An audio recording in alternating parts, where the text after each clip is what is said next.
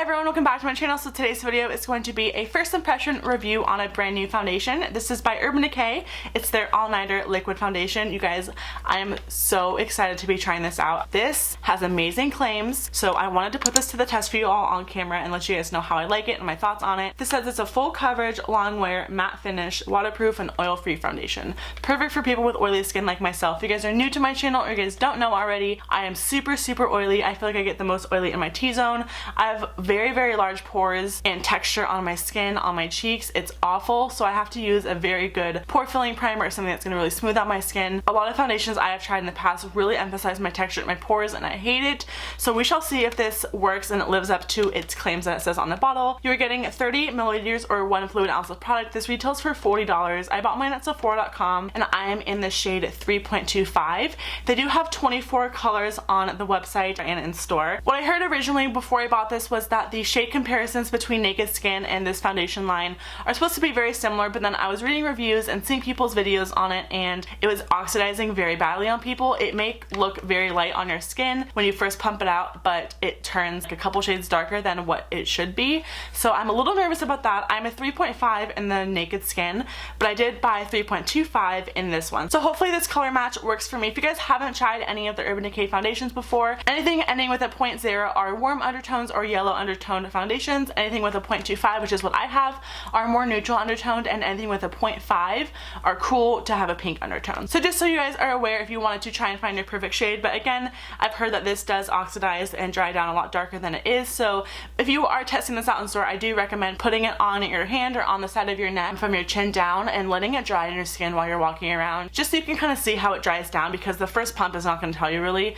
especially with what I've heard about this. So just a little tip if you are interested in this foundation, but I'm going to be doing half my face with primer and half without to try and see how it works out, and then I have a couple different brushes I want to use, and then I will also let you guys know and update you guys throughout the day on how this is wearing, and then by the end of the day give you guys my final thoughts on this foundation. So let's just jump right into the demo. So this foundation says it is a ultimate foundation for flawless looking complexion. This waterproof formula provides complete coverage that lasts all day or night with a modern matte finish that never looks overdone. We loaded this full coverage foundation with such an insane amount of pigment that a little goes a long way, and there's no need to build your coverage or apply multiple layers. Light diffusing pigments blur flaws for beautifully perfected skin, while high-tech ingredients mattify and absorb oil to reduce the appearance of shine. So online it says that this is good applied with a brush, so I am going to be applying it with my Morphe E6 brush as well as my Real Techniques Beauty Sponge, one on each side of my face. So I will be priming my face today on one side with the the Porefessional Matte Rescue Gel. I do love this. I think it's awesome underneath any other primer, so I wanted to try it out with this. I also wanted to try the Nip and Fab Smooth Vipor Venom Micro Blur Fix. This is a really beautiful blurring primer, so I wanted to see how it was going to do with my pores, because I have a lot of texture and huge pores today. I don't know what's going on. So I wanted to try these together on my right side of my face, and then I will have a complete bare face on this side. I'm going to go in with the Benefit Matte Rescue Gel first. This is a really good mattifying gel. I love to use this before I put any primer on or foundation, because I feel like this really does help soak into my skin. It's a gel formula, so it's not going to feel super heavy or silicone-y or anything. It feels very lightweight, but it does the job. I feel like it does make a difference in the way my foundation wears throughout the day. So I'm going to be applying a little bit of my Vipor Venom Micro Blur Fix. This stuff is awesome. I don't feel anyone talk about this. Really focus it in my pore areas, which is like my nose, my cheeks. Okay, so now that my face is tacky, I'm going to apply the foundation. Again, I got the shade 3.25. This is what the packaging looks like. It's very sleek. I love the color of this like metallic gunmetal gray, and it's super shiny, and it has a pump, so that's really exciting. So I'm going to be applying just a pump of this.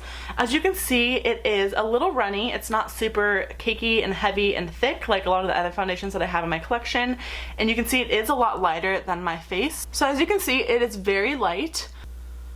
It did cover this imperfection I had on my cheek pretty well, so that's awesome.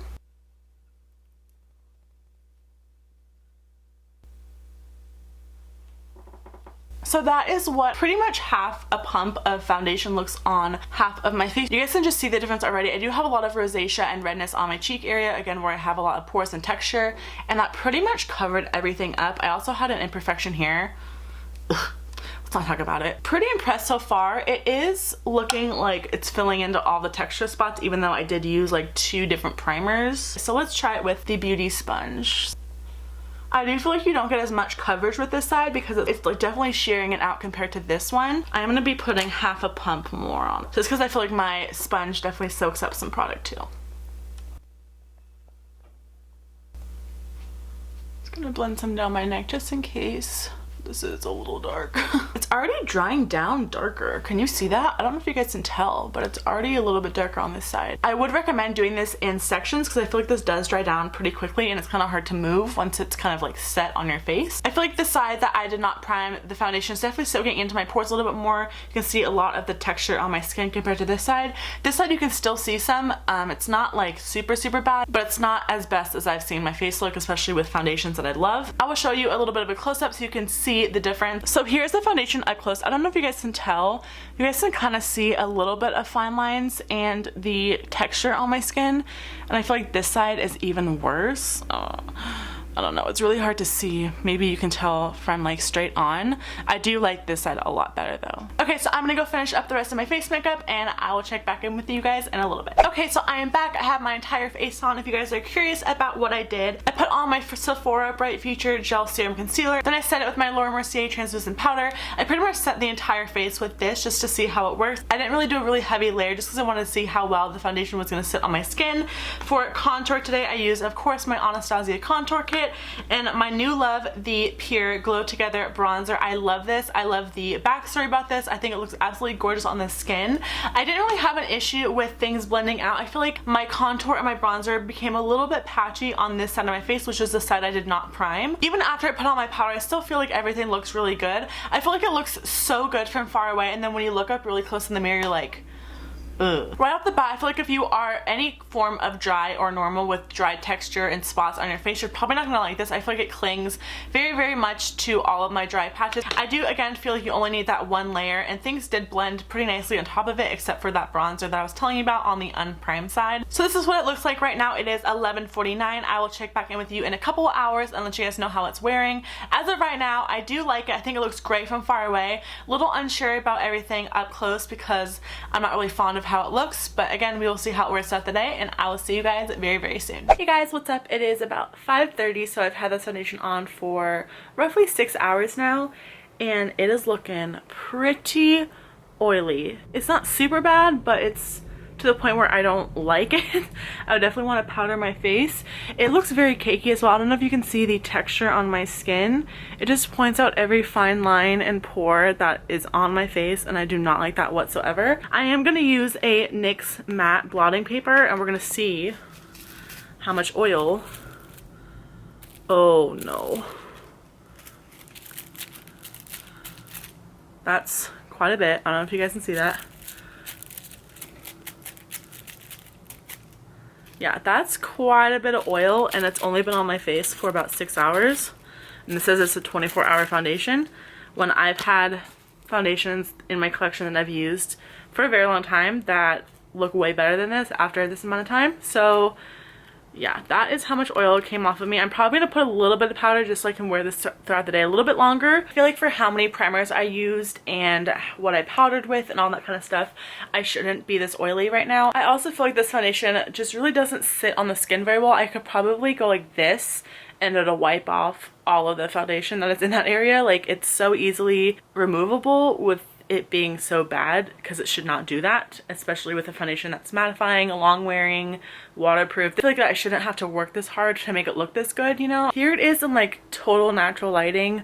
I have a little bit of artificial lighting on top of me, but the window light is coming in right here. It looks so good from far away, but then when you come close, you're like, so many pores. I don't know, still not sure how I feel about this. I'll let you guys know how I feel about it in a couple hours with my final review. Guys, I'm back. It has been about 12 hours of wear. It's about 11:40 right now. It did hold up pretty nicely. As you guys can see, my contour and highlight is still pretty on fleek. This side definitely is more exaggerated than this one, so this was the prime side. I actually didn't set my face with powder after I did the blotting sheet just because I wanted to see how it was going to look without it, and I feel like it did pretty good. I'm not as oily as I have been with other foundations, but again, the texture is what's really bothering me.